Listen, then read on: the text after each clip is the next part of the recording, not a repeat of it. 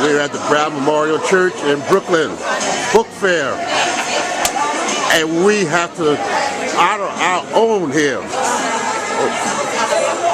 T.C. Spellen, Yes. best-selling author, All right. award-winning author of The Waiting Room, That's right. and we got a new book. What's the name of this new book here? This is the Covenant Letters. Let me get a copy. This is the Covenant Letters, just released in March. And this book is based on the scripture in Isaiah where God says, I am your husband. So each devotion here is a letter from God. God revealing himself as a husband. He's a protector. He's a provider.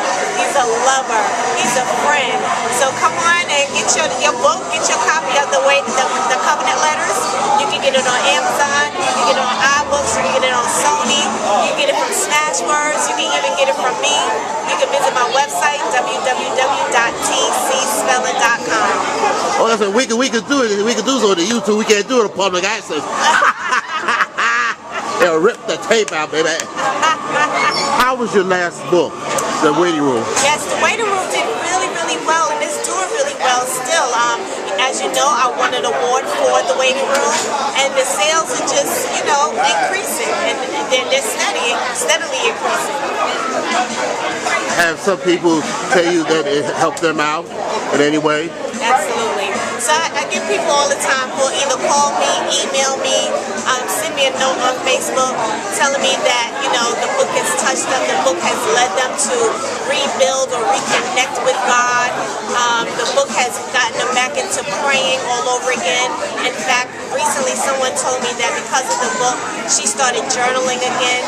Journaling is a habit that she had many years ago and she stopped doing it. What's journaling? So journaling is actually writing and recording your thoughts, writing and recording your prayers and conversations with God, and even recording how God answered prayers.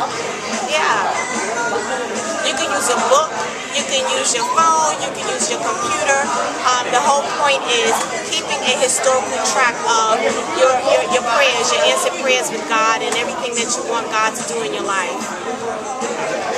You're going to make an appearance on the LMS show soon, right? That's right. Whenever you're ready to have me. Oh. Ladies and gentlemen. Whenever you're ready.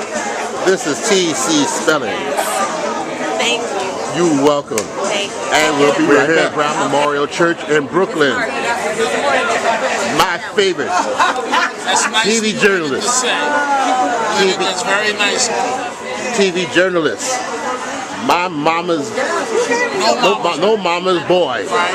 Dominick Carter. How you doing, Mr. Carter? I'm doing good, Mr. Leonard. How are you today? Oh, I am fine. We appreciate you, brother. We appreciate you. Tell us a little bit about your book. This book is my life story. All that glitters is not gold. I'm on TV today in New York, but my upbringing was the exact opposite of what you would think of someone that's on television. Grew up on welfare, no father, mentally ill mother, heroin-addicted grandfather, went to 5 high schools in 4 years. But if you're willing to work hard, you can, as you already know, Lenny, you're willing to work hard, you can succeed in anything in life. And so I'm out here promoting the book, motivating people to never give up, to always believe in yourself, and always go forward pursuing your goals. You've been through a lot of knocks, but you still succeed. Yes, been through a lot of knocks. Anybody that's successful, that's truly successful, have gone through a lot of knocks in their life. It's as simple as that. How long did you take to write this book, No Mama's? It took me about a good 2 years, start to finish. It was a very painful topic. Subtitle, How I Let Go of My Past and Embrace the Future. I blame my mother for all the bad things that had happened in my life. And she was mentally ill, institutionalized, straight jackets, electrical shock, the entire 9. But God is good because her son would grow up to be one of the journalists to interview Mr. Mandela and be a guest to the White House. So Leonard, it's all good, and I just want people to know that success is always possible. It's always possible. But you can never give up. Because if you give up, you'll never know what could have been. You know, I remember a story, I believe Sally Jesby Raphael mentioned, about a gentleman who sent out resumes to a whole bunch of radio stations. He wanted to get on the radio. He sent a whole bunch of them. And he got turned down. From every end he got turned down.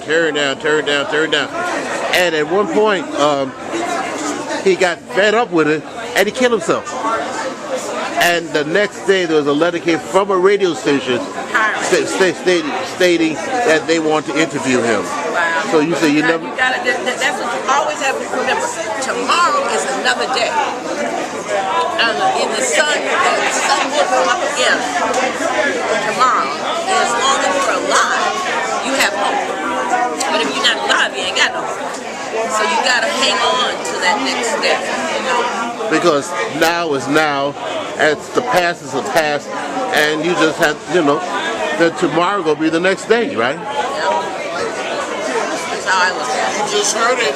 Flo Anthony, a legendary journalist in this town. That's definitely how I look at it. If you just hang in there, all of us, especially our people, look at what we've had to overcome historically.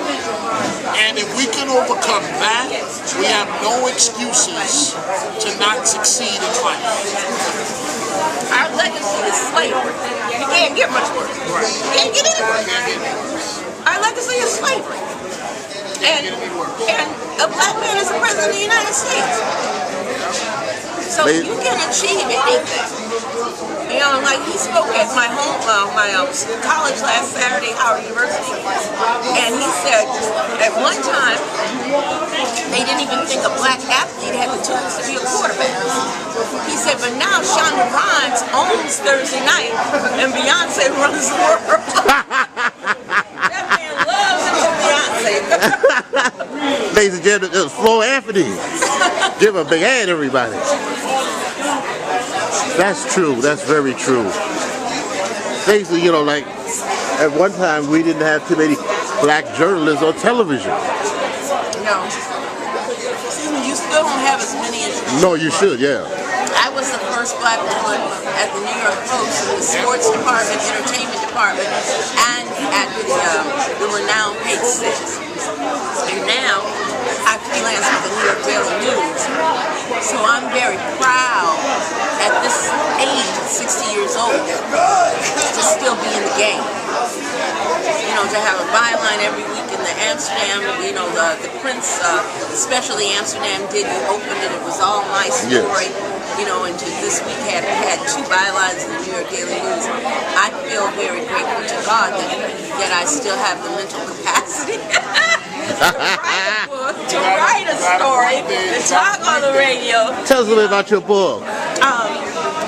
This one is Deadly Stuff Players. It's a Black Hollywood murder mystery. Yes, I And love that book. The main character, Valerie, is kind of me.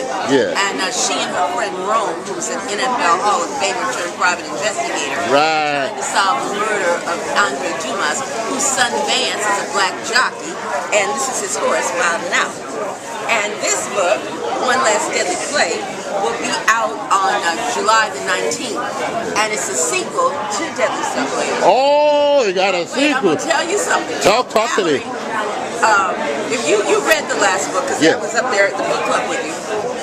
Remember how Valerie kept saying that she remembered Royale being darker and a bit heavier? Yes. She never says anyone, you know, I guess everybody just assumed maybe she saw him play baseball. But you're going to find out in this book, she had a history with Royale. And Valerie, even though she's me, But we're going to hold it, we don't want to tell everybody everything.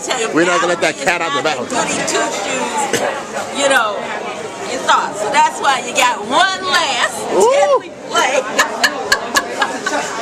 I would like to thank you, Flo Anthony. Oh, thank you. I read the column every week in Amsterdam News. Oh, yeah. And Dominick Carter, The greatest. the greatest. You know, when He always you will be the greatest. got that job over at New York One, Hazel Dukes said they're taking our reporter, Dominick Carter, away from us.